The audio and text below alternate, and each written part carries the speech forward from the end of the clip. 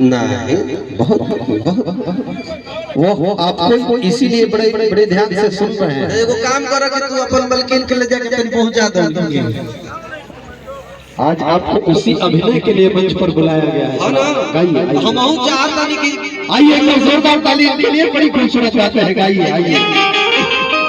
लेकिन अच्छा कोई नहीं कहना पूरा कोई तो कि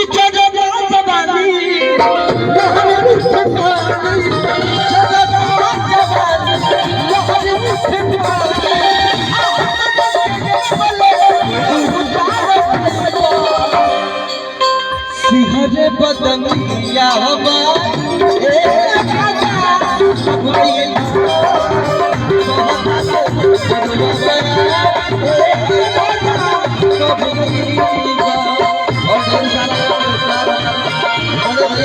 संतोष भैया जी हृदय से नमन वंदन कराने आशीर्वाद मिलता है।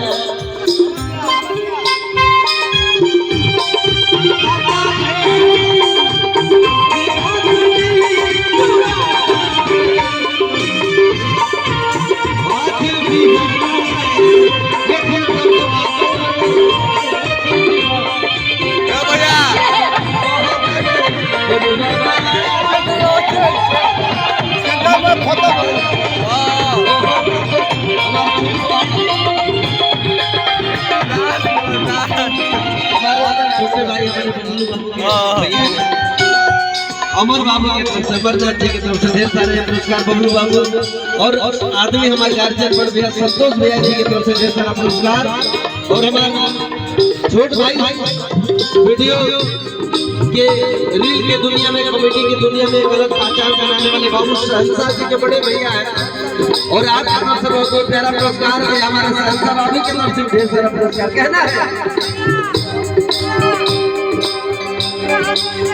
अच्छा बड़ा घटना घटना सहनसा बाबू बैठल। एक दिन हमारी गाड़ी बनाने बचा गई। एक दिन गाड़ी बना के कहीं हम निकलने घरे तक फोन कर बाबू सतीश के फोन कर के सतीश तक देखबो तोरी गड़िया में रिंचवा बाकी ना तो कहजे कि हां भाई देखल जे बच्चे कन जे रिंच बा तो कहतन कि देख ल आगावा चकवा का नटवा का साइन कर के हमन का रसड़ा से तो पूरा पहुंच गए जाए आ दोनों आगे के चक्का कोनो कसैले न रहे वही ढीले चक्का पर चापो चल दिए कोने के को जनाए ले लो हमन सरदार ढेर सारा पुरस्कार बहुत बहुत धन्यवाद।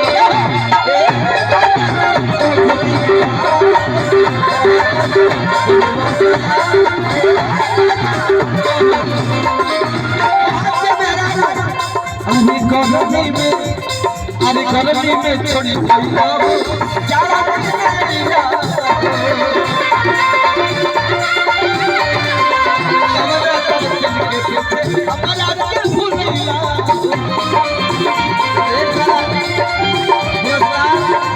एक बार फिर हमारे गार्जियन बन भैया अजीत भैया और संतोष भैया की तरफ से हृदय से कुछ सादर वंदन प्रणाम करतनी भैया के। ऐसा ही आशीर्वाद प्यार बनोले रही, हमने के रुपया पैसा ना चाहिए। आप लोग ऐसे ही स्नेह बनाएंगे तो ये मेरा जीवन धन्य हो जाएगा।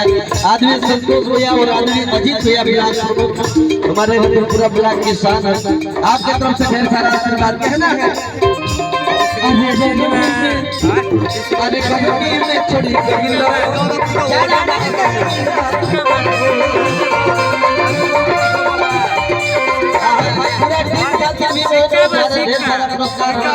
बबलू बाबू गुलशन बाबू की तरफ से ढेर सारा बहुत बहुत आभार।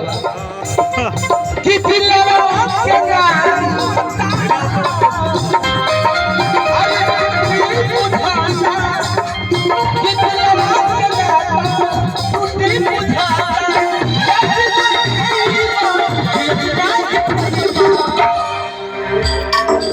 जो आदमी हमारे बड़े बड़े आदमी हीरा जी के तरफ से हजारों रुपए का पुरस्कार में 200 सादर मतलब प्रणाम करता हूं। लेकिन यही मेरे को मेहरारू कहलो और बदायूं की धरती से आदमी हमारे गुरुदेव मंजीत मार्डो साहब की तरफ से हजारों रुपए का पुरस्कार बहुत बहुत आभार दिल से प्रणाम करता हूं गुरुदेव को।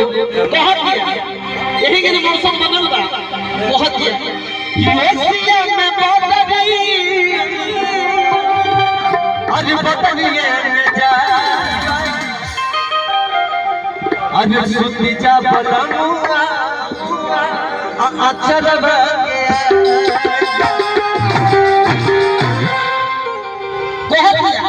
कि संतोष भागे होइए ना अजीत कोई बहारा चार दिन से ससिया लगवले पहरा कि संतोष भागे होइए अजीत कोई बहारा चार दिन से ससिया चार दिन से बबलुआ लगवले पहरा अरे देवरा अमर के अरे अलगे मिजाज अरे सुती जा बलमुआ अच्छा लगा